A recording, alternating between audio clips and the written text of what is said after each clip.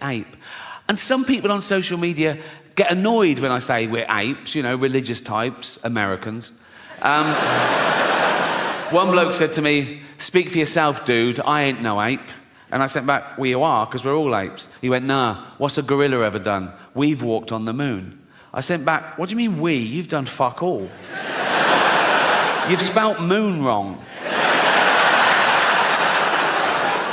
It's weird, isn't it, when people take credit for the sort of rest of the species, because that's what's pushed civilization forward, you know, a few geniuses along the way. Like, there's 8 billion people on this planet. Most of us do nothing. We eat shit and die. Like, if there was a meteor heading towards Earth to definitely destroy it, 4 billion people would get down on their knees and pray to their particular god, and a few hundred scientists would work out how to get Bruce Willis up there to stop it. It's an odd concept, praying, for me. I can't work out how God decides. All those people praying at once for different things. Is it like best idea wins? Or is it a democracy? Like he puts things at each issue, he goes, right, votes for and against, you know. If it's a democracy, we're in trouble. We're a tiny nation. Like, next time there's a flood warning in the West Country, if we're all going, "Oh, I hope everyone's okay." If the whole of China is going, "Yeah, fuck Bristol." There's a billion of them. More about China later.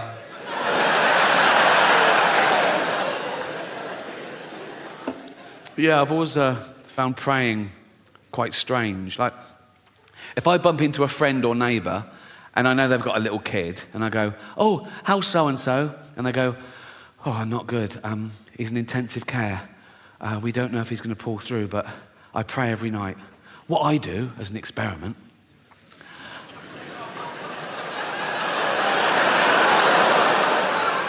I go home and I pray twice that he doesn't make it.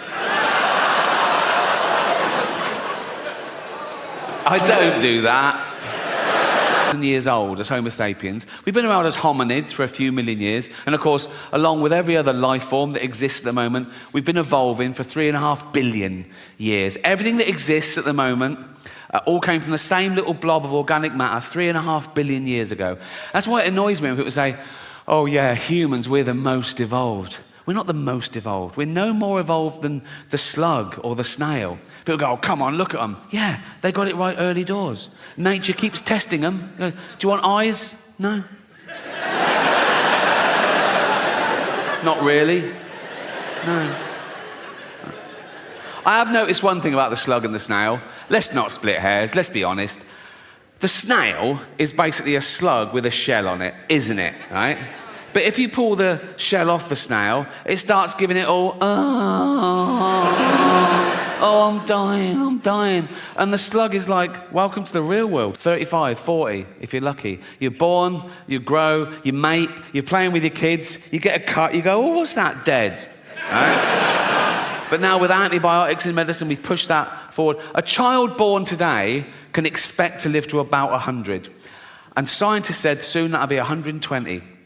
And science also said that in the near future, there's no reason, with proper care and attention, that human beings won't regularly live to 150 years old, which is amazing until you remember that we get a set number of brain cells, right, which we only lose. You can't get them back. So in the future, there's going to be 15 billion people on the planet, you know. Half of them are going to be over 100, and they're all going to have Alzheimer's. It's going to be like Dawn of the Dead. It's going to be fucking horrible. My auntie died of Alzheimer's. I don't know how you die of Alzheimer's. She forgot to live. Right? And for the last couple of years, she was in her home, and my cousin, her only kid, used to visit her like once a week, and it got more and more depressing because soon she didn't recognise him, and then she didn't know who she was, or you know, and then she died. And at the funeral, we were sort of reminiscing about the good days, some of the funny, absent-minded things she said and did, and we realised, oh, probably that was the beginning of the disease before it was diagnosed. And this is a true story. Once, my cousin went home from work, and he went in, and she went, "Your tea's in the oven. I've had mine already." He went, "Oh, cheers, Mum." And it was like a fish pie, right? He ate the fish pie, and he went, "Oh, God." And he ran upstairs, vomited, went back down and went, "Mum, the fish is off. I've just been really sick." And she said, "Yeah, it made me really sick." not your grandparents. They grew up dodging bombs and their firstborn having polio and the menfolk dying at 50 of lung disease. They could take a fucking joke, right? It was all about the wind-up. I used to wind up my mum all the time. This is a true story. When I went off to university, after about a week, I phoned home. My mum answered. She went, "Oh." I went, "It's Ricky." She went, "You all right?" I went, "Not really. I'm in hospital. I think I'm blind." She went, "What?" I went, "No, I'm only joking." Right? She went, "You silly bugger." She went, "I could have had a heart attack." Right? And she's right. She could have had a heart attack. And I knew that. That's how committed I am to having a laugh. Gervais, duh. Yeah. And they're sad that their baby's got AIDS, but they're sort of laughing along. "Ah, Armageddon, ha." And it gets to that bit, "Baby's got AIDS." And she goes, "Oh my God, Jeff, why are they all laughing at us and our baby with AIDS?" And Jeff goes, "Well, they're not laughing at us per se." She goes, "Well, they are. They've named us and everything. They're literally laughing at us in this bit." And Jeff goes, "Yeah, but we're a fictional couple with a fictional baby with AIDS. Anyone offended by that is a fucking moron." And then he goes, "And at least he didn't do the accent." So... And then she goes, "Yeah, but only because Jane begged him not to." Particularly working class kids, particularly from working class mums, because they're busy, they're doing everything. They're keeping men in check, they're bringing up kids, they're going to work, they're saving the world. They haven't got time. They have to frighten their kids into behaving well. They have to go to dark places to shock them into not fucking dying. Do you know what I mean? So, like, if I was little and my mum made my tea, and it wasn't my favourite, it was boiled potatoes instead of chips every day, and I went, "I don't like them," my mum would go straight to, "Course you do. There's children your age in Africa and they're starving to death." Right? And I go, "Jesus, all right." You know what I mean? The true story, I was 7 years old, right? And I'd been playing in the park and I came running in and my mum went, "Ricky, come here, sit down." There must have been a local pedo incident, right? And my mum went, "Never go in the toilets in the park again." And I went, "Why?" She knew she couldn't explain paedophilia to a 7-year-old, right? But this is what she came up with. She said, "Because there's a man going round and he's cutting little boys' willies off." I was like, "What? That's a fucking thing, is it? That's a..." I didn't sleep for a week. And it worked. I never went in those fucking toilets again. But she knew instinctively. If she'd have gone, "Ricky, come in, sit down. What's the matter? Never go in the toilets again." "Why not?" "There's a paedophile." "What's a paedophile?" "Oh, he's a man who gives you sweets and puppies." Bring it on, you know what I mean? At 7 years old, I'd wank off anyone for a puppy. I'd be like that, wouldn't it? Be like that.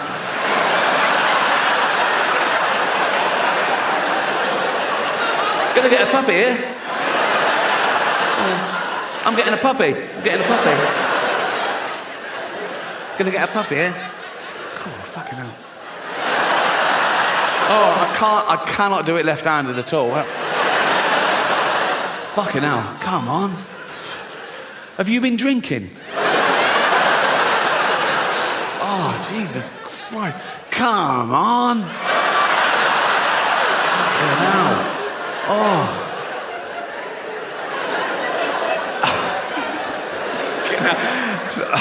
I've started, so I'll finish. Oh, fuck me. Oh, what sort of puppy is it? A what? A Labrador? Throw in a kitten, I'll give you a blowjob. I'll go over that. Kitten, puppy, come.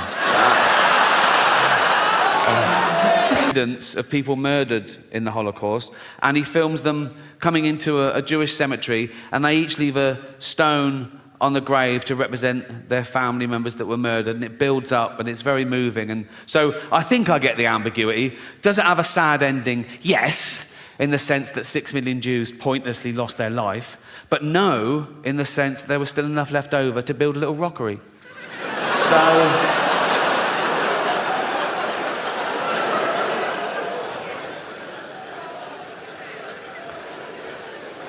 I asked one question myself on this.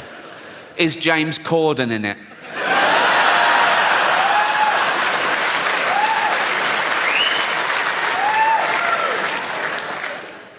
I did look at one other film briefly, Titanic, right?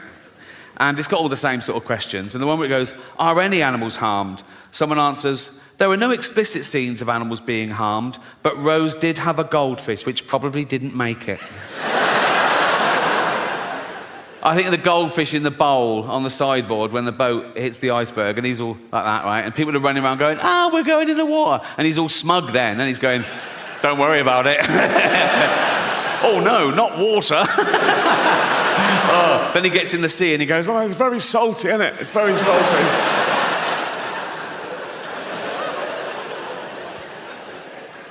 Barn. And the mother's suspicious, right? And she goes, is it Old Yeller all right? Yeah, he's fine. But the kid knows that he's been bitten, right? And soon, Old Yeller starts foaming at the mouth and, getting aggressive. And the mother turns up with a gun. And the kid goes, no. And she goes, you know we've got to do it, boy. He goes, yeah, but he's my dog. I'll do it. And he shoots his own dog. And I was like in floods for like a year, right? Anyway, fast forward. Right, a few years ago, I was on tour, I was on a train, and I get a text from Jane, and she says, I'm finally watching Old Yeller. And I sent back, enjoy, right? I didn't think, right? 20 minutes later, I get a text, nothing happens to that dog, does it? I couldn't believe my fucking luck. I thought she knew, so I sent back, no, of course not. 1 hour later, I get a text, you cunt.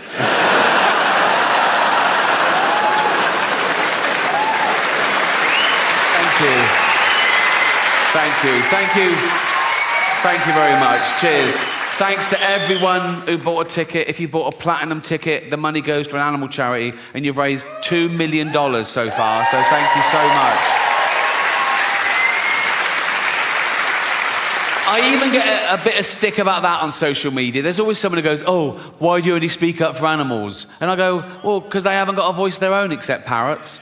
And I think that's why we don't eat parrots. Everyone around the world eats every other type of bird, don't they? Everyone in the world eats fucking chickens and ducks and geese and turkeys and ostriches. No one eats parrots. Do you know why? If you go and try and eat a parrot, it goes, fuck off, you cunt. So speaking up really does work, right? And that has sort of been one of the themes of the show, because I know in the real world, in normal jobs, everyday life, you get in trouble. People tell you off for saying certain things or thinking certain things or even laughing at certain things, right? They say you're bad for laughing at that. And some of you take it to heart. You go, oh my God, am I a bad person? No, you're not. One, you can't choose your sense of humour. You can't, it's involuntary. And two, that's exactly what humour is for, to laugh at bad shit, to get us through it, right? And...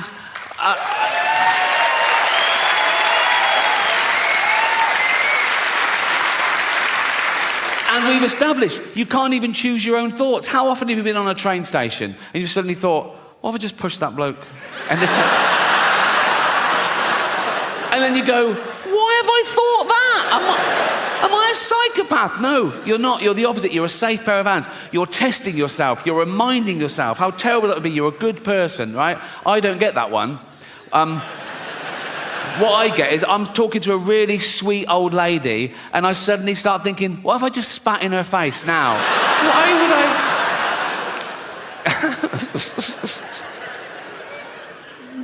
I? Another theme of the show has been words change and I'm woke, haha. But here's the irony. I think I am woke, but I think that word has changed. I think if woke still means what it used to mean, that you're aware of your own privilege, you try and maximise equality, minimise oppression, be anti-racist, anti-sexist, anti-homophobic. Yes, I'm definitely woke. If woke now means being a puritanical, authoritarian bully who gets people fired for an honest opinion or even a fact, then no, I'm not woke. Fuck that.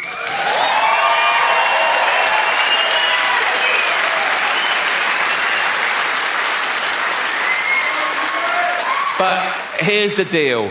To each their own, laugh at whatever you find funny. All laughter's good and you're amazing. Good night.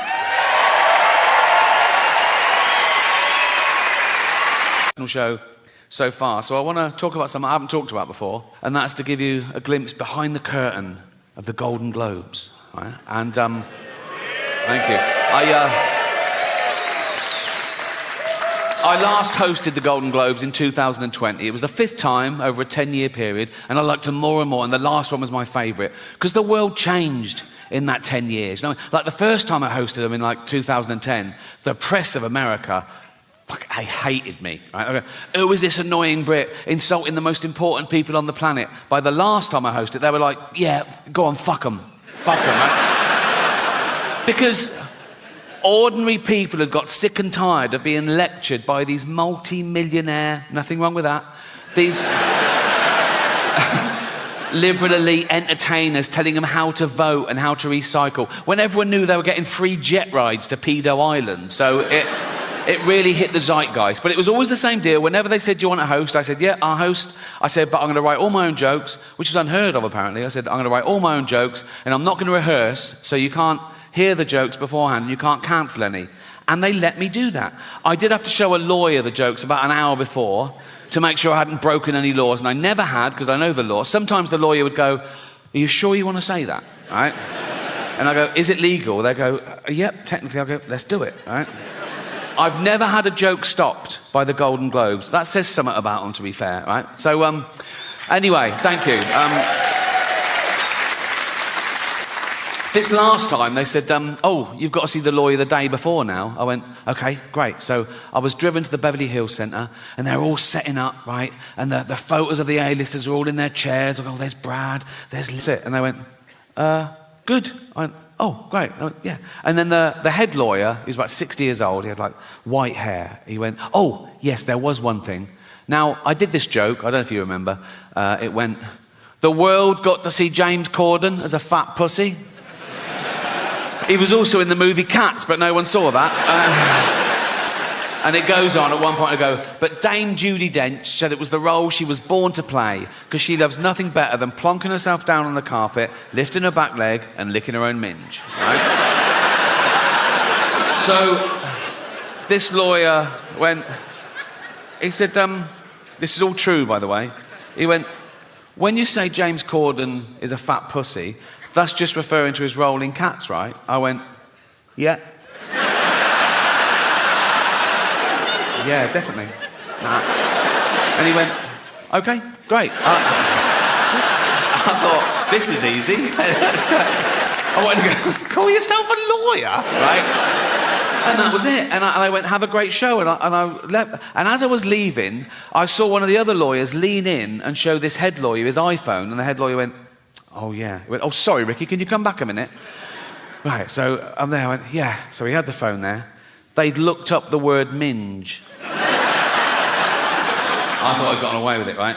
So it's now like I'm getting told off. And the head lawyer said, now it says here that the word minge is a derogatory term for female genitalia. I went, well, yeah, it's a slang word for vagina in England.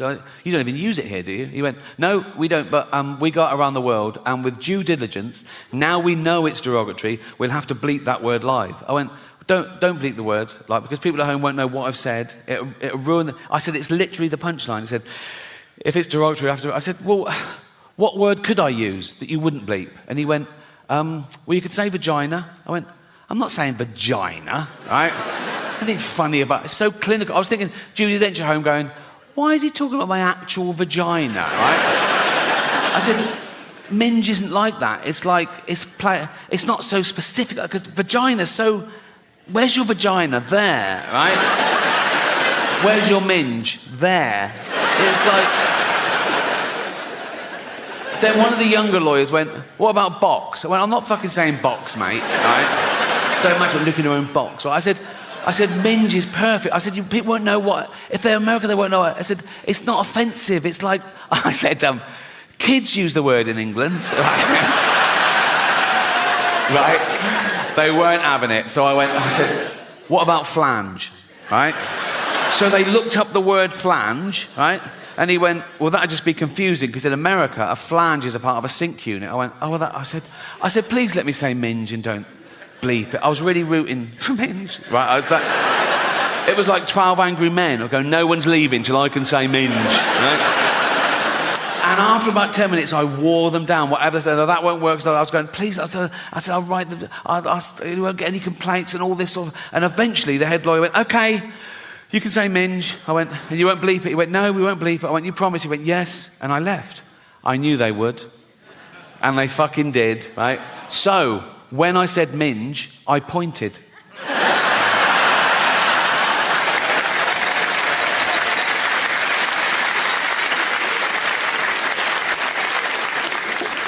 The most frequently asked question I get about the Golden Globes is always, was someone so angry about what you said about them, they came up to you afterwards and want to throw, and I always go, oh God, no. I wouldn't even say if that had happened, because I don't like gossip, to be honest, right?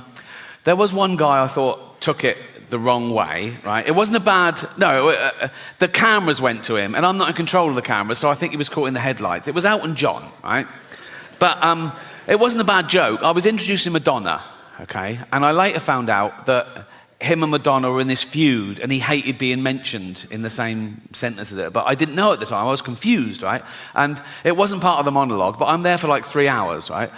And now and again, the stage manager put a head around the door and go, do you want to introduce so-and-so? And I go, yeah, fine. And I come out and I either do it straight or I ad-lib. And this was little ad-lib because I saw Elton in the front row, right? So this was a joke. I came out and I said, our next presenter is the Queen of Pop. Not you, Elton. Sit down, right? And he sort of went to him, he sort of went, and I was like, oh, fuck, he hated that. And I was thinking, why is he, I said, oh, God, do you think I'm homophobic? Oh, I'm not homophobic. That's always in my head. Then I thought, he must have heard worse, right? In the 1980s, right, when Elton John was in the closet, he wasn't out, he was married to a woman, right? He was also chairman of Watford Football Club. And he and his then wife would go along and watch Watford play, and the entire crowd would sing, don't bend down when Elton's around or you might get a willy up your arse. Which puts my little quip into perspective, doesn't it? I don't know how football fans know how to start at the right time in the same key. Do they hand out sheet music before a fucking... We're doing Willy up the arse in C. Like, Jeff's doing a solo. It's like... And what they usually do, they get a traditional tune so everyone knows it, and they change the lyrics. Some genius changes the lyrics, right, to be as offensive about someone or something or somewhere or whatever, right? So the tune they used to use, I remember it, it was that old Cockney knees-up song. My old man said, follow the van and don't dilly-dally on the way. Do you know that one? Remember the term dilly-dally? They use it very creatively in their version, right? So this was their lyric. It was the 80s. It's not politically correct. I apologise. But they're football hooligans. What are you going to do, right? So let's analyse their genius lyrics, right? This is what they used to sing. Don't bend down when Elton's around or you might get a willy up your arse. I mean, you might. Not necessarily his, but, you know, like mathematicians amongst you would have to go, yeah, there's a slight... Like, if 1,000 people bent down when Elton was around, one of them might randomly... Someone might come off a bicycle and go, sorry, like that, and they oh, fuck, and the scientists will go, one. Do you know what I mean? There's a slight... Also, when Elton's around, that's ambiguous. That could fit... Like, you could have two gentlemen having anal sex in a hotel room, right? And then the next day they find out that Elton John was staying in the next room. They go, oh, I got a willy up the arse when Elton was around, you know? I'll give him that. Anyway. Don't bend down when Elton's around or you might get a willy up your arse. He has the nerve to call us dear. We all know he's a fucking queer. Sorry, right? And he goes...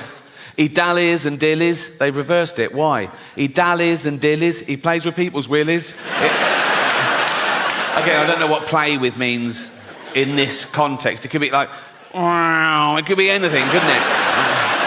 Wow. I thought you were going to suck it. No. He dallies and dillies. He plays with people's willies. He's up every arse in town. I'd stop him there. I'd go, no, you know, that is provably false. He's not up every arse in town, is he? We can prove that. Right, take a small town. Take Watford. 120,000 people. He is not up 120,000 arses, is it? I mean, half of them are women, so 60,000 tops, right? And I don't think he's been up 60,000. And if he has, good luck to him, but that's not my point. This is my point, right? what did his then wife think of that? Because he's in the closet, right? You know, and she's just married Elton John the pop. She's in love. She's so proud of him. Elton John, and he's chairman of Watford. She goes like, I'm married Elton John the pop star. I'm married to Elton John the pop star. And then the entire crowd sing, don't bend down when Elton's around or you might get a willy up your arse.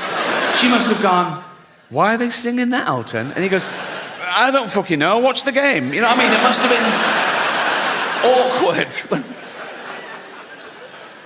Well, that's nearly it for me, but I've just, I said earlier, I've never had a joke stopped by the Golden Globes, and that is absolutely true, but I've just remembered a joke that I stopped myself, because I bottled it a bit, and I think I was being overcautious. I want to share it with you, right? So, I got the chance to introduce Jason Momoa. Do you know who Jason Momoa is? Yeah, right? So I thought the meta joke would be to show my hypocrisy and my cowardice. Like, I'm okay to slag off actors, who's scared of actors, but when it comes to a big dude, right, I'm not so brave. So I was going to go, I've got nothing bad to say about our next presenter, because he's got a cock like a baby's arm, right? And I told my mate I was going to do that, and my mate went, do you think people think that's racist? I went, why is it racist? He went, well, because he's a person of colour, and I went, no, but it's nothing to do with that. It's to do with the fact that he's so big that he'd probably have a cock like a baby's arm, right? So I didn't do it. And I had a great follow-up as well. I'll tell you the whole thing. This is the whole thing. This is what I was going to do, right? Right. So I go out and go, I've got nothing bad to say about our next presenter because he's got a cock like a baby's arm. Unlike Peter Dinklage, who's got an arm like a baby's cock.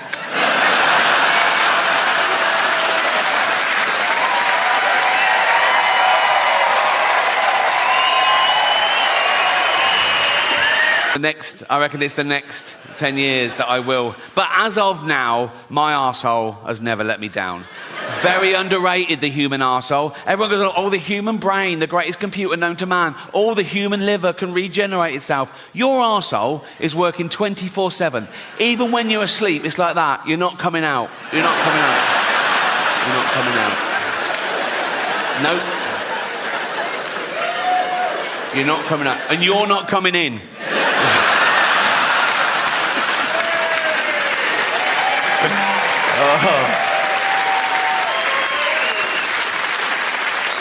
Because it's like a sewer in there, isn't it? But you've got a lovely little manhole cover. Think of that in real life. Walking along a pavement, it's lovely pavement. If that burst, and you know what's in a sewer, don't you? Piss and shit and cum and dead goldfish, and fetuses. In China, just the girl ones. Relax.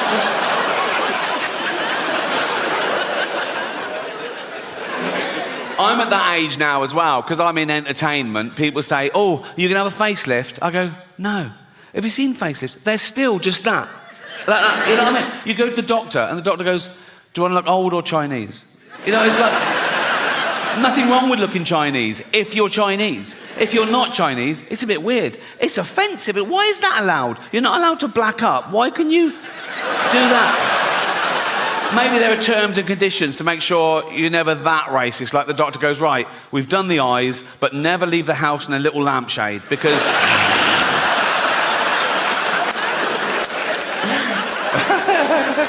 Oh, so childish. It's so childish.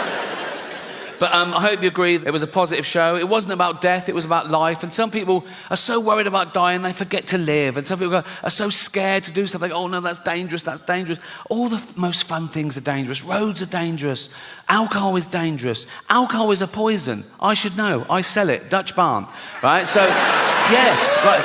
Alcohol gives you brain disease, liver disease, kidney disease, heart disease, mental illness, but it does loosen you up at parties. So...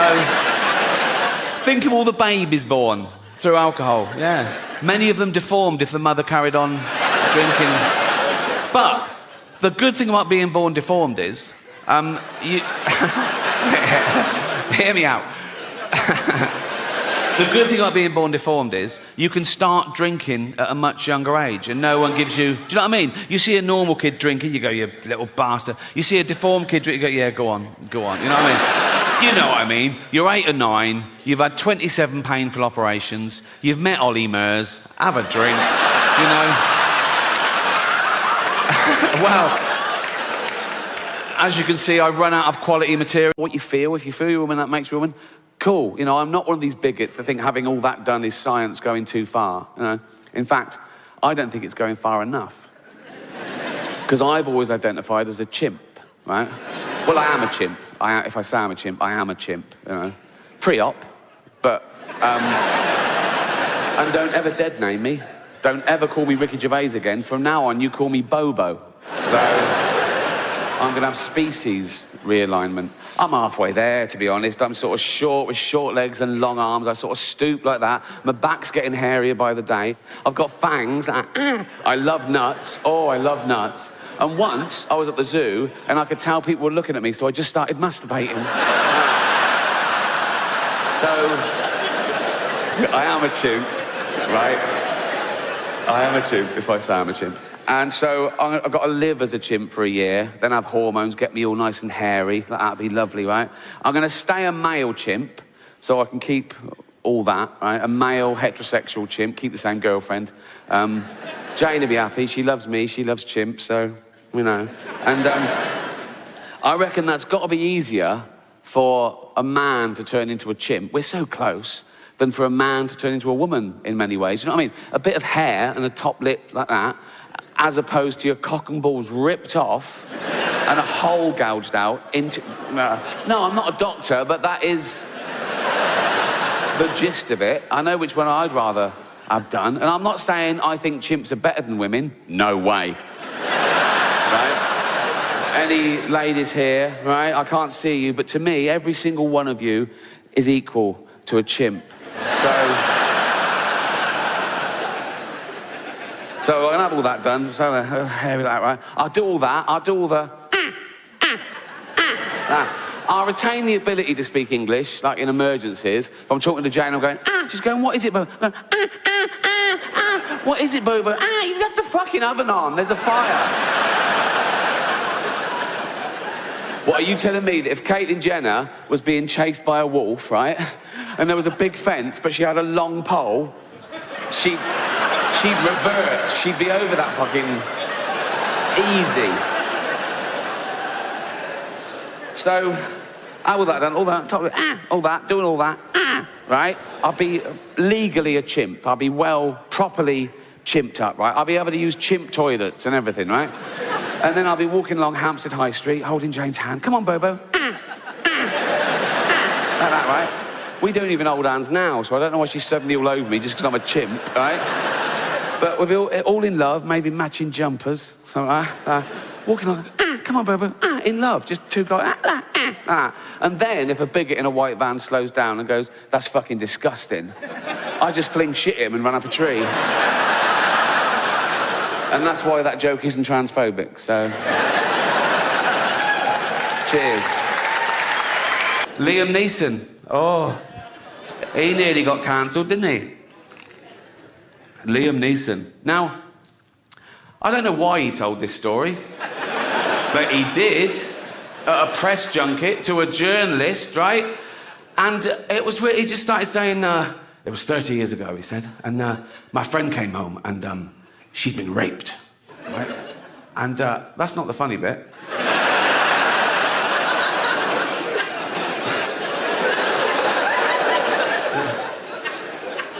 He said, she'd been raped. I said, what did the guy look like?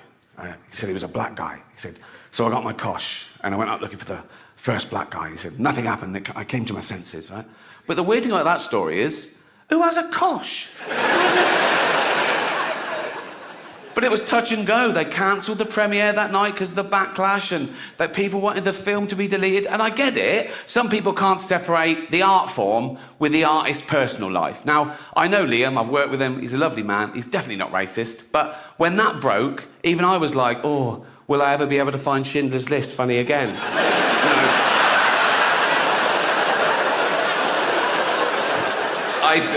I do still find it funny, obviously. Moves with the times, like everything else. Just think of that. In a few generations, we've gone from owning slaves, being legal and respectable in the eyes of God, to a racist being the lowest of the low, isn't he? A racist is the worst person in society these days. Actually, a paedophile is the worst. Goes paedophile, then racist. A racist paedophile is the worst if I met a racist paedophile, I'd go, fuck the little black ones too, you bigot. You know?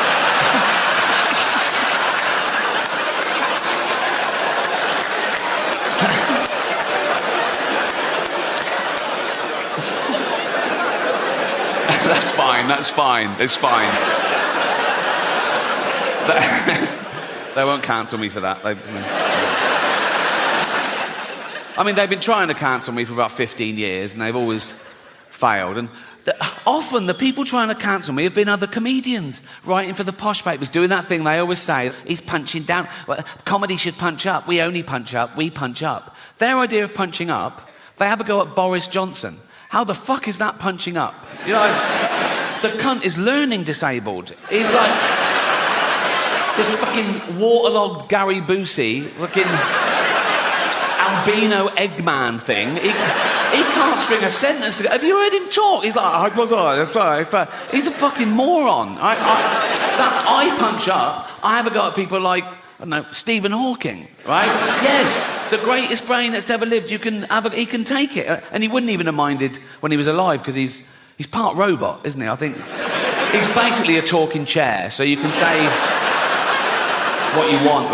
And he was on Epstein's island, apparently, so fuck him. I don't. What was he doing there? Why do I want to go? Why? Why do I? You're not just there doing fuck. I would go. What?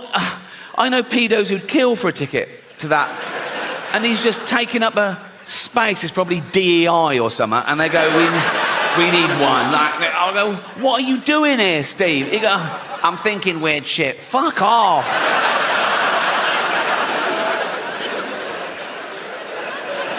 That is probably a hate crime. That is. It's a big buzzword at the moment, isn't it? Hate crime. Whatever happens, someone always goes, oh, was it a hate crime? Why? Makes it so much worse. Does it? Why? If I was just walking home tonight and someone randomly jumped me, beat me up, mugged me, stabbed me, threw acid in my face, I wake up in intensive care, beep, beep, beep. I open my eyes through the bandages. There's a policeman. He goes, Miss Gervais? I go, yeah. He goes, we just want to let you know it wasn't a hate crime. I go, oh, thank God for that. Pretty hateful, isn't it? But no, a hate crime is something that's based on your race, disability, sexuality. So a guy with a gun, he wants to kill someone at random. He sees a crowd. He goes, eeny, meeny, miny, mo, bang, kills someone, dead. He goes to court. The judge goes, why did you kill that person? He goes, no reason. The judge goes, so you're not a bigot? He goes, if Darren is definitely bent, you can't go around just slagging off Darren willy-nilly. Do you know what I mean? You can get sued in this country for saying someone's gay if they're not, you know, which is a homophobic law because you can't be sued the other way around. You can't be sued for saying someone's not gay if they are, which seems unfair, doesn't it? Like, I could go up to Britain's biggest gay and go, all right, Alton, all right, and he'd love that. He'd fucking love that. If that's your game, you want to be top of the pile, so to speak, right? I'd go, all right, Alton. He'd go, yeah. I'd go, ha, ha, ha, ha, ha, ha, you're not a gay. He'd go, I bloody am. He'd go, I'm going to sue you. I go, you can't. You can't. He'd go, but know that I am gay. I go, I don't believe you are. He'd go, well, come on with me and see the shit I do if you don't believe me.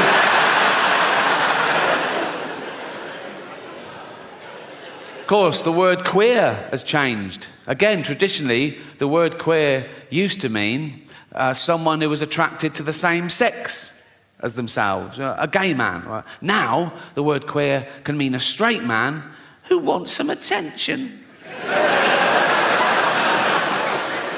I'm all queer now. Are you? Yeah, I'm right queer now. I am. Are you? Yeah. What about your girlfriend? Yeah, she's queer and all. We're just two queers queering each other up. Suck a cock? Nah. No, didn't think so. I'm not that sort of queer. Oh, what sort of a queer are you? Dyed my hair blue. So did my grandmother, and she fucking loved cock, so... what are we saying? I have no evidence for that. The word handicapped, right? Again, traditionally, that was the politically correct term, the all-inclusive term for cripples and shit, right? But then they went, no, we want to be disabled. They didn't want to be disabled. They said, we want to be referred to as disabled. We don't like the term handicapped anymore. Stop using it. Say disabled. And we went, okay, fine. And that's great. Just tell me the rules. In fact, I'm a stickler for the rules. Like, if I was on a beach and a woman came running up and went, help, help, my handicapped toddler's drowning. I'd go, sorry, you're what, love? What? My handicapped toddler's drowning and he can't swim. Whoa. Do you mean your disabled toddler is drowning? She'd go, yeah. I go, right. Well, dead. Dead. Wasted too much time being woke, didn't I? Well, I am woke now, and who cares? If humanity was wiped out today, the Earth would return to a paradise in a few hundred years. If we lose bees, we're a desert forever. We're not that important. We're just one species of narcissistic ape. And some people on social media get annoyed when I say we're apes, religious types, Americans. One bloke said to me, speak for yourself, dude, I ain't no ape. And I sent back, well, you are, because we're all apes. He went, nah, what's a gorilla ever done? We've walked on the moon. I sent back, what do you mean we? You've done fuck all. You've spelt moon wrong. It's weird, isn't it, when people take credit for the sort of rest of the species, because that's what's pushed civilization forward, a few geniuses along the way. Like, there's 8 billion people on this planet. Most of us do nothing. We eat shit and die. Like, if there was a meteor heading towards Earth to definitely destroy it, 4 billion people would get down on their knees and pray to their particular god, and a few hundred scientists would work out how to get Bruce Willis up there to stop it. It's an odd concept, praying, for me. I can't work out how God decides. All those people praying at once for different things. Is it like best idea wins? Or is it a democracy? Like he puts things at each issue, he goes, right, votes for and against, If it's a democracy, we're in trouble. We're a tiny nation. Like, next time there's a flood warning in the West Country, if we're all going, oh, I hope everyone's okay. If the whole of China is going, yeah, fuck Bristol. There's a billion of them. Oh, yeah. More about China later.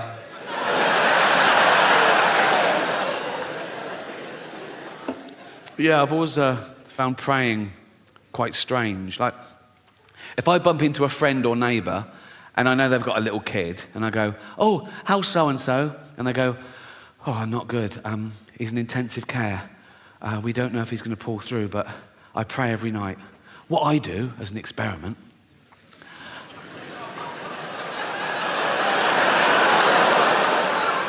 I go home and I pray twice that he doesn't make it.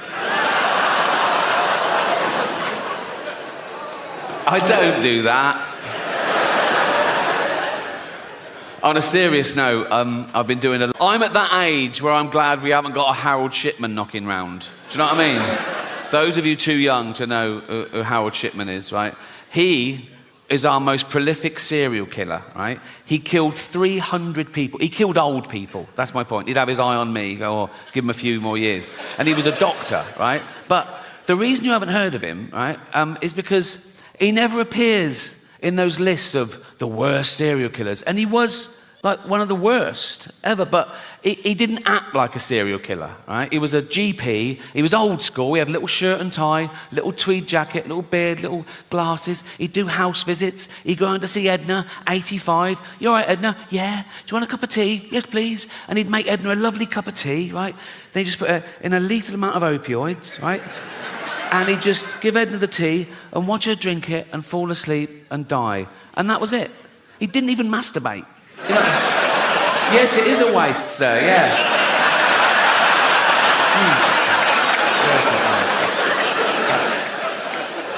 And They reckon he got the idea when he was a little lad, Harold Shipman, little Harold Shipman. He watched his mum dying of lung cancer, being given morphine, and somewhat triggered him. He thought, I'll grow up, become a doctor, and I'll do this.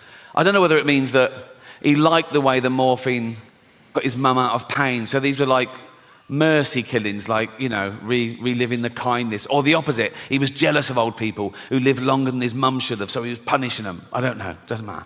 Actually, it does matter, because if you can really understand why someone does something like that, you might spot the signs in the future and stop a crime before it happens. You know, I always think that when there's a school shooting in America, right, it's usually some emo, right, who goes into a kindergarten, kills about 30 toddlers, turns the gun on himself, right? And all the eyewitnesses, they always say the same thing. They go, oh, he was a loner, he sat at the back, he was shy, he was bullied.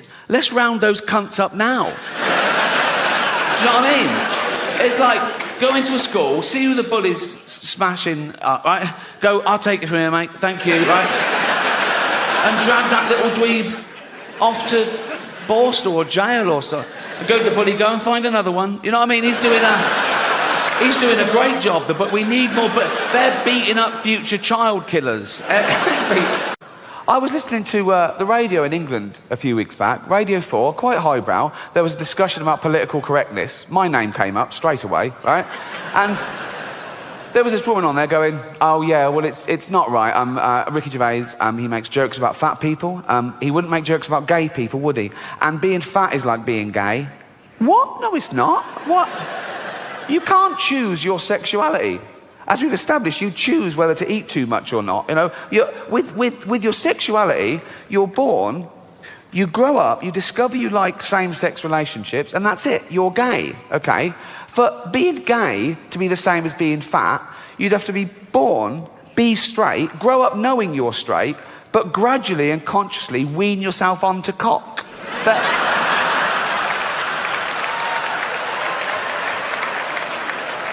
Oh. Happy 16th birthday, son. This is Raoul. Suck his cock. Sorry, father? Suck his cock. 16 now, suck his cock. I'm heterosexual. Oh, with his newfangled words. Suck his cock. Come on. Right. I don't like cock, father. Doesn't like cock. How do you know if you've never tried it? Ah! Suck his cock. Suck one cock. Suck... that's not sucking it, that's playing with you. Put it in your mouth. Put it... Look, have a go, you might like it. Oh, it's not so bad, is it? I fucking love these. If that happened, then being gay would be the same as being fat, but it doesn't, so it's not, okay? I was on a plane last year, okay, going from New York to LA, okay? And me and my girlfriend were one side of the plane, there was the aisle, and the other side there were these two huge fat women, okay? Proper fat. One of them just got on and went, can I have a belt extension? Yeah, of course you can, you've earned it, right? So, proper. In fact, I was thinking of calling the pilot out and going, should one of us swap with one of them? Otherwise, we're just going to Canada. Do you know what I mean? And one of them was even fatter than the other one, okay? And she was there, and she'd got on the plane with one of those takeaway buckets of fast food. Bucket! I mean, there's your first clue. When did that happen? When did fat people just give up? When did they go into a shop and go, oh, fuck it, just treat me like a farmyard animal? Really? Give me it in a bucket. In fact, just strap it to my fucking head, and I'll just... A bucket? Really? You want your meal in a bucket? Yes. Right? So, she's there, and she's chowing down, right? And I swear, she turns to her fat friend and says, this is the best fried chicken I've had all day.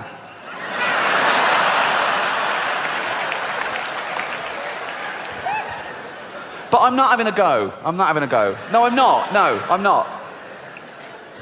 Because even though it is their own fault, and it is their own fault, I don't know if you know this about fat people, they fucking love cake. They love it. They love it, right? And I blame the food industries, because you go into a supermarket and it's just packed with that stuff. Everything's packed with hydrogenated fats and extra calories and sugar and butter and everything, and they love that, okay? And there's always a big door, isn't there, to a supermarket? It's always, they've got a quadruple door, isn't it? No one's ever been too fat to get through the door of a supermarket, okay? And it opens automatically, so they don't have to waste calories pushing anything. There's just, and it's a good job it opens automatically, because usually it's glass and they can see the pie from down the road and they're in like that. Grazing, right? So, I say, keep the big door, sure, keep the big door. Come on, fat people, come in you go. But when they get in there, it's all fresh fruit and veg. It's all whole grain. It's all stuff that's good for you, okay? Of course they'll be confused at first. They go, well, that's not real food to them. They think Brussels sprouts is packaging, right? They're looking, where's the cakes? The cakes are over here, but the cakes are through a different door. But this door is human-sized, okay? So now they go, there's the cakes. They go, oh, fuck, I can't get in. I can't get through the fucking door. I can't. And they're starving. I go, oh God, what's this? I've got to eat some, what's this, a banana? Right. And they go back, oh no, I still can't. Back another carrot. They're back and forth for days, and the fat's fallen off them. Soon they can slip through the door and have a cake. They can't get out again. No, but I mean, but we've got to do something. We've got to intervene.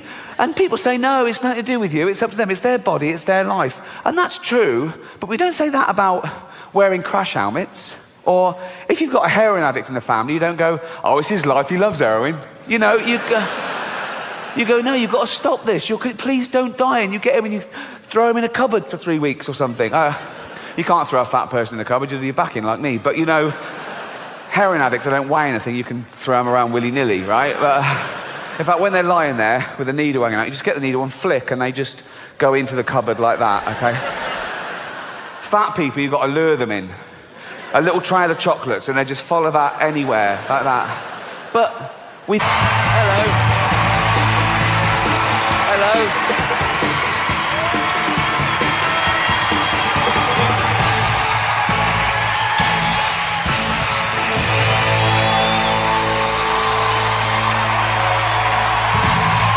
Thank you. Hello, Chicago. How are you? Wow. Thank you so much. Thank you. That was an amazing welcome. I should explain something straight away. Usually when I come out on stage, it's amazing, okay? I'm doing cartwheels and backflips. It's fucking spectacular, right?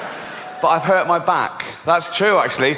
I've pulled a muscle in my spine playing golf. I know what you're thinking. Serves me right for playing such a stupid game as golf. But, no, I've been in agony. I'm actually on painkillers right now. So, no, it's true. If I suddenly start talking like Paula Abdul, you'll know why. I'm not drunk. So, when the doctor, this is true, when the doctor gave me the painkillers, he said, no, you can't drink alcohol with these. And I went, I don't want them then. He went, what? I said, give me some you can drink alcohol with. Right? And he went, well, you're not meant to drink with any painkillers. Who are you, my fucking mother? Just... So I've been walking around like the Elephant Man for days, but without the big cock, obviously. I assume he had a big elephant's cock to match the head. No, that would make things all right then, wouldn't it? That would sort of balance it out. No, because then he'd look in the mirror and he'd sort of go, oh, no.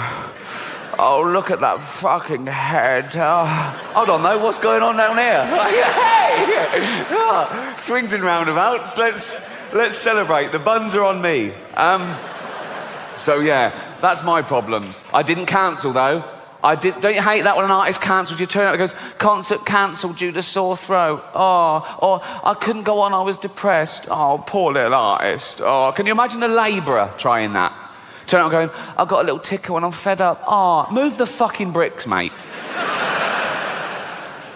Never cancel. I had a gig in Dublin a couple of months ago, okay, and as you know, Dublin is in Ireland, which is off, it's off the coast of Great Britain. It's not part of Britain, but it's very close. It's sort of like our Cuba, I suppose. It's like...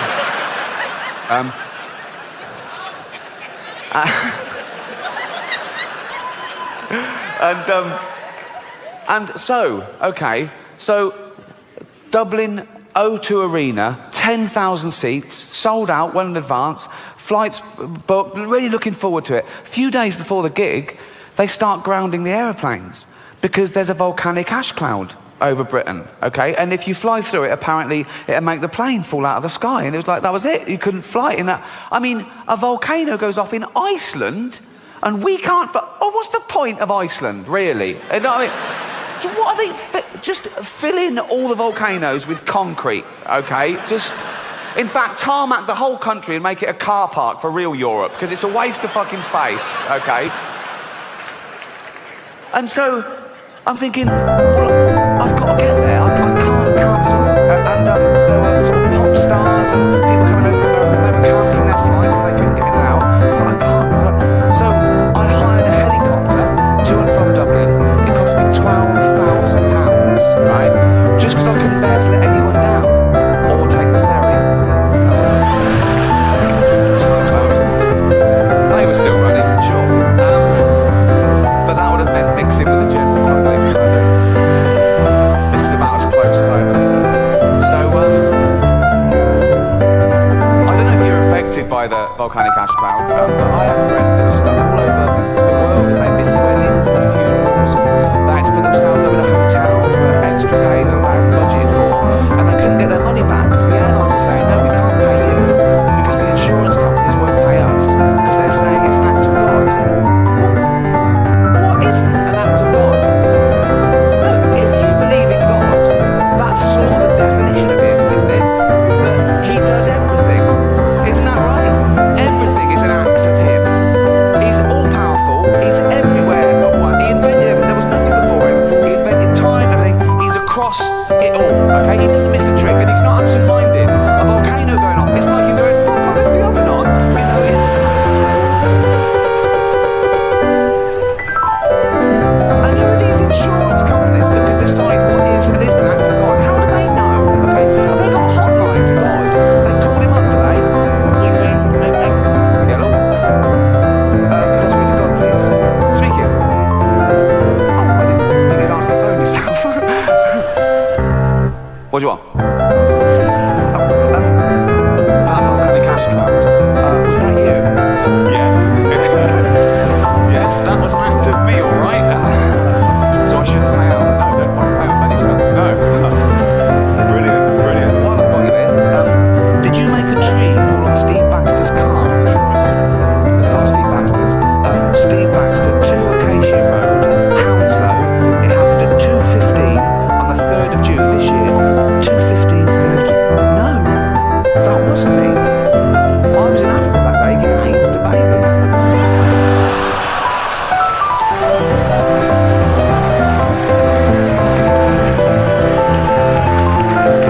He does everything. He does everything. I don't make the rules. And well, I'm glad. Happy, smiley face is probably feeling very fortunate that you managed to get a ticket to see a living legend. All right.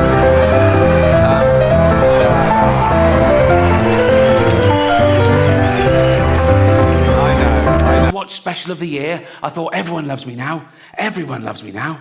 Then I got this tweet. Real tweet. Call yourself a comedian? He knows I do. Literally says the word in my Twitter bio.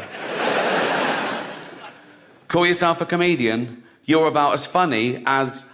Now, I thought he was going to go for the jugular and say Miranda or... Come on.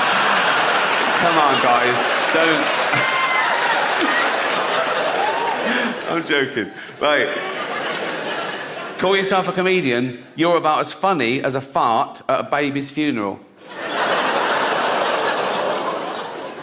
He was trying to hurt my feelings. But his big mistake was choosing something that would be fucking hilarious. As if that would... A fart at a baby's funeral. Big echoey church. Everyone just silently sobbing like that. Tiny little coffin. Tiny little coffin. And someone farts, you'd laugh.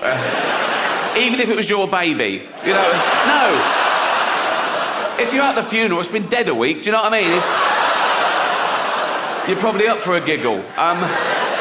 Particularly if you're the father. If you're the mother, you probably still find it hard seeing the funny side of things.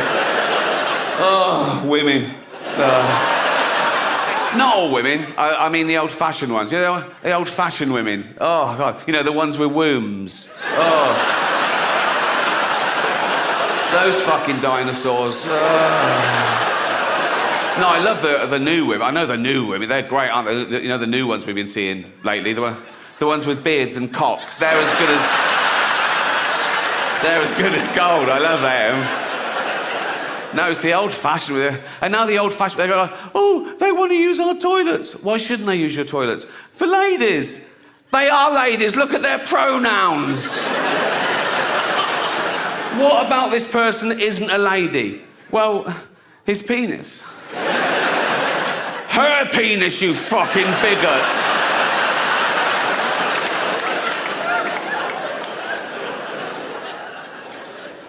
What if he rapes me? What if she rapes you? You fucking turf whore.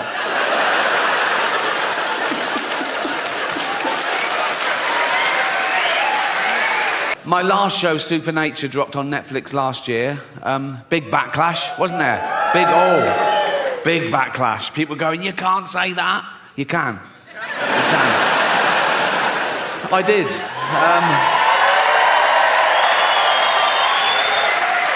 Yeah, the inevitable backlash, which made it the most watched special of the year. So, I've learnt my lesson. No, I have learnt my lesson, and that's why I'm going to be woke from now on. It's about time. Well, I'm sorry. Well, I am woke, and now I'm woke. The first thing I've got to do is change my Twitter bio. Because at the moment, it's like a list of the shows I've created. But now I'm woke, I've got to pop in the word anti-fascist. So people know I'm not a fascist, because that is a big problem at the moment. People come up to me on the street and they go, Rick, have you been imprisoning journalists? I go, no. They go, oh, interesting. They go, have you been gassing Jews? I go, no. They go, well, pop it in your bio then, you silly cunt.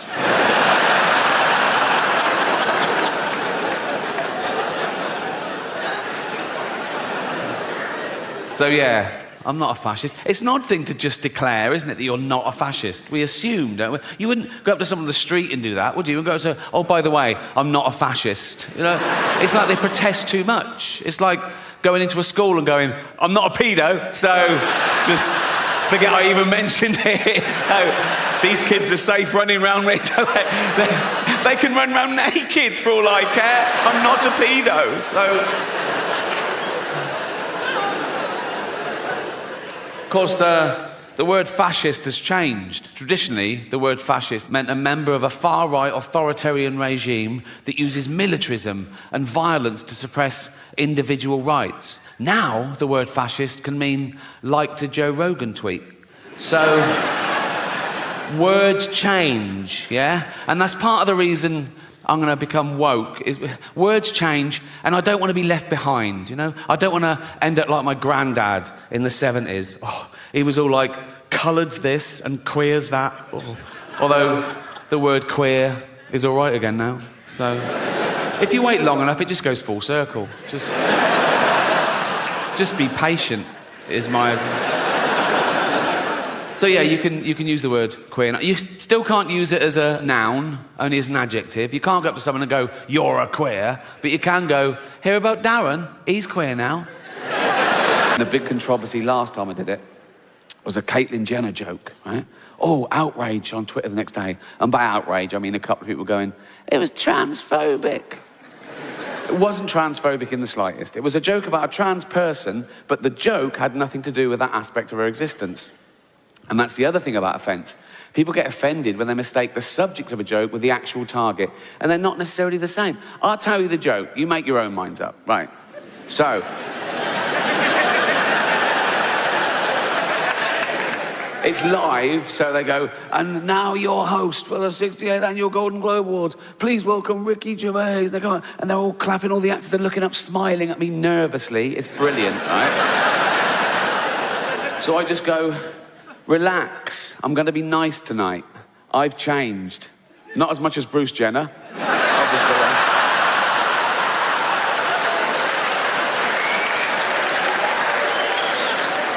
And I go, now Caitlyn Jenner, of course, and what a year she's had. Became a role model for trans people everywhere, bravely breaking down barriers and destroying stereotypes. She didn't do a lot for women drivers. So, that's a clever joke, and I'll tell you why, right? It's layered. No, listen, right?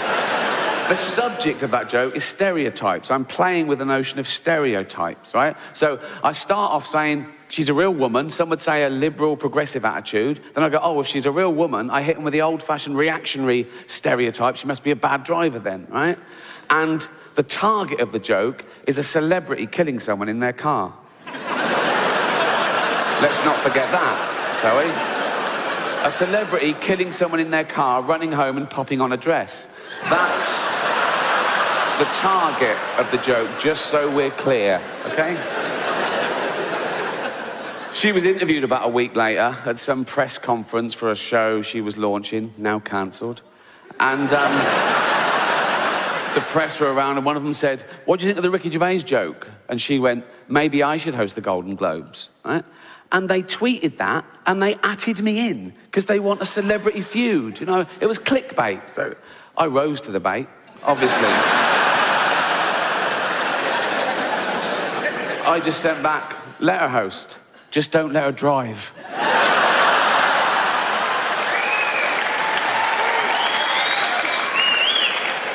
Another website that was in the room, Entertainment Weekly, they tweeted a different headline, and they atted me in as well. And their headline was, Caitlyn finally breaks silence over Ricky Gervais.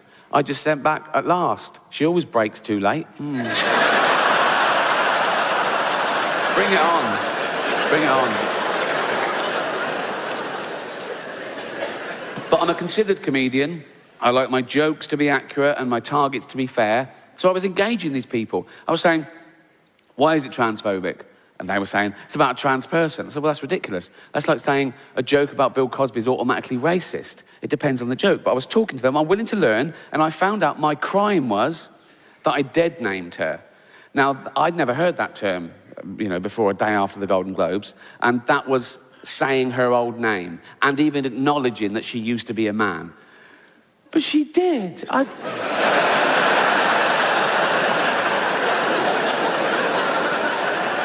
saw him on the Olympic Games. It was decathlon. It was in everything. He was all over the place. Shot put and pole vault. He won a medal. He was famous. He was on telly all the time. But, you know, a big, famous man with a huge, I don't know, but I mean, I'm guessing he's a big, but I've learned my lesson. Now, I'd never dead name her now. Now I know it's wrong. I'd never dead name her now. But like years ago, when, you know, she was a man, it was years ago, I'm saying, right, and she went to the doctor, right, and knocked on the door, and the doctor went, come in. This is years ago. I was saying, I'd never dead name her now, but this is like a flashback before anyone, do you know what so, like, come in, and he went, hello, Bruce Jenner, because that was his name then. The doctor, you know, this was years ago, and the doctor went, oh, I'm Bruce Jenner, you big old... How you doing, boy, you fucker? How you doing? You big old lunt. Oh, how you doing, boy? Come here, you fucker. How you doing, Brucey boy? You all right? Right?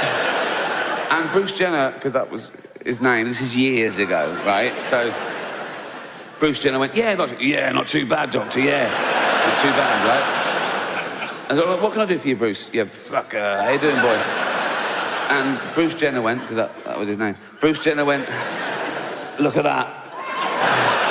And they went, oh, come on, Bruce Jenner, you know the rules. He uses his whole name every time for some reason, I don't know why. Come on, Bruce Jenner, you fucker, you know the rules. You can't bring your big old pole vaulting pole in here, mate, you know. And Bruce Jenner went, no, that's not my pole vaulting pole, that's my enormous penis. And I thought, oh, right, yeah, seeing as it is your penis, you can bring it in here. But you should have left your shot puts outside. And Bruce Jenner went, that was his name for 58 years, I think.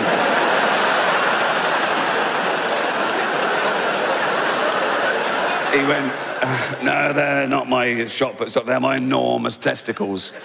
That's where I get my testosterone and my spunk and shit, right?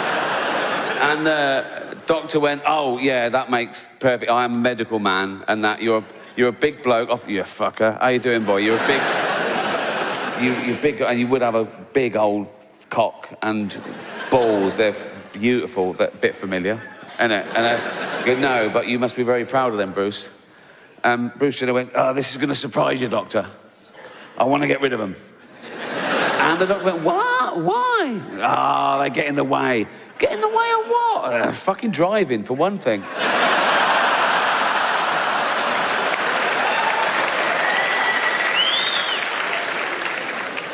So I'm engaging these people, and I'm saying, but I had to say her old name because that gets me into the joke. I say, I've changed, not as much as Bruce Jenner, and then I do the actual joke. I went, no, this is my second crime. I say, she hasn't changed, right? She's always been a woman, because she's... How subjective it is, how one person...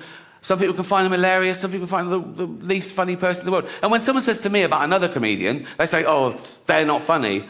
Even if I agree with them, I stand up and I say, well, you can't say that. You've got to say, you don't find them funny, you know. And I hate it when people say, that joke was offensive. I gotta say, no, you've got to say, you found it offensive. Because it's all about feelings, and feelings are personal. And there's loads of types of comedy, and comedy evolves, you know. There's a new type of comedy at the moment called woke comedy, right?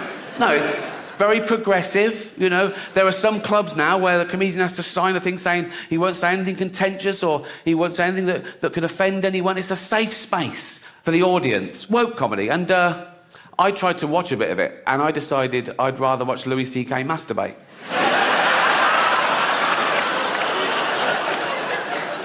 Can't mention him anymore. He's cancelled. Not enough to apologise and move on. You've got to... Like poor Kevin Hart. See, Kevin Hart, he got the job hosting the Oscars. It was his best day ever. He was on Twitter going, oh, I've wanted to do this all my life, right? And then someone found these 10-year-old tweets, right? That they were sort of childish, sort of shitty, homophobic tweets. It was about his son. He was mucking around. He said, oh, my son's doing so-and-so. I hope he's not gay. There was a massive backlash. He went, oh, sorry, I'm not homophobic, really sorry. He deleted them, right? And said, I'm really sorry.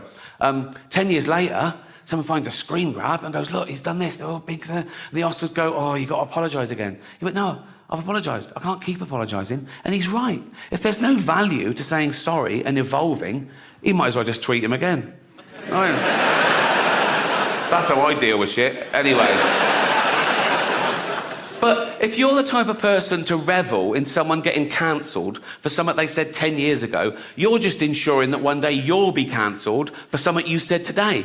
You can't predict what will be offensive in the future. You don't know who the dominant mob will be. You know, like, the worst thing you can say today, get you cancelled on Twitter, death threats, whatever, the worst thing you can say today is, women don't have penises, right? Now, no one saw that coming.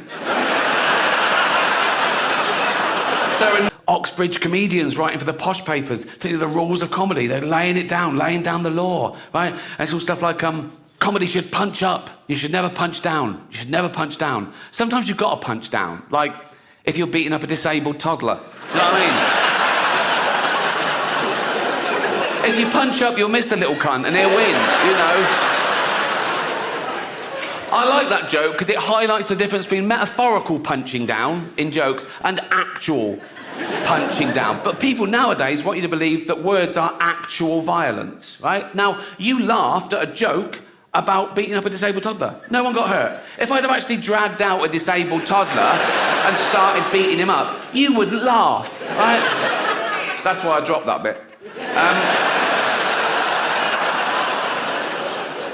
But these people are virtue signalling. They're trying to bring people down to raise their own status. And they say it's because, no, we're protecting minorities. Like, they're basically saying minorities haven't got a sense of humour, which is so patronising. And I get that as well, to what it's like to be outnumbered. In this country, we're still only 5% black, 5% Asian, 5% LGBTQ, you know, tiny numbers. Now, I'm a white, heterosexual multi-millionaire, right?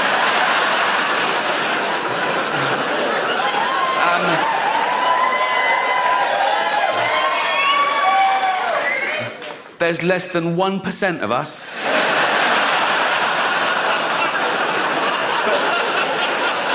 Do I whine? No. Do I I don't mind. Just get on with it. Come on, Rick. Come on, Rick. Just keep I'm like Rosa Parks. Do you know what I mean? I'm like... Except I fought for the right to never have to take a seat on a bus. But...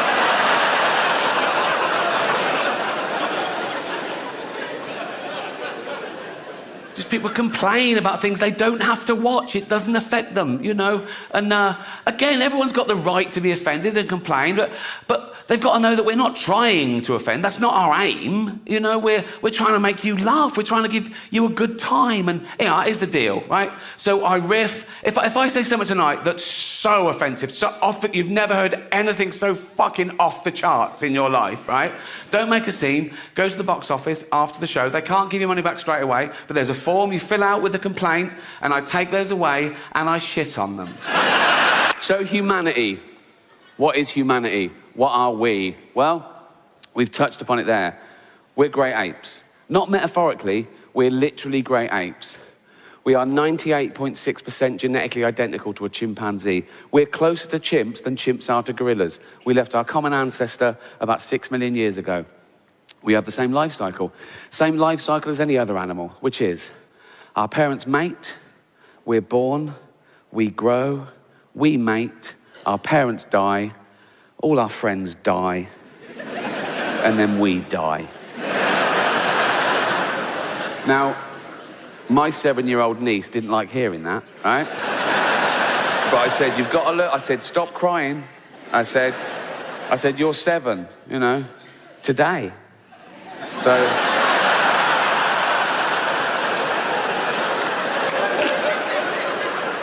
any more grizzling and this party's cancelled. So let's take the first of those, right? Birth. It's already an odd one for humanity because the human being is born before the end of its natural gestation period. And by that, I mean, because of our evolution, our brain is so big, we have to get that huge head out early. That's why the skull is in parts and supple, right? And then we have to carry on gestating outside the womb. That's why we're so useless. Compare us to other mammals, right? A giraffe is walking along, it goes, oh, I'm proper pregnant, right? I'm gonna have a baby giraffe right here, right? Yeah, there it is. See you later, right? And the baby goes, Mum, can I get a... It's got to be fucking ready, right? We're helpless, right? Just think of that, right? 9 months, we're just growing in this perfect environment, just like that. Just everything's... It's like being in a little Kate Bush video, right? And then suddenly, and you're being squeezed out of an hole near an arse.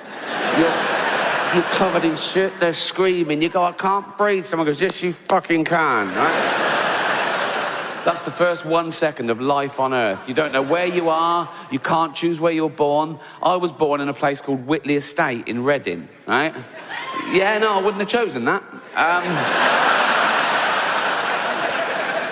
I'd have chosen Hampstead. I did choose Hampstead. It just took me 45 years to be able to afford it, right? Very different, my upbringing, you know.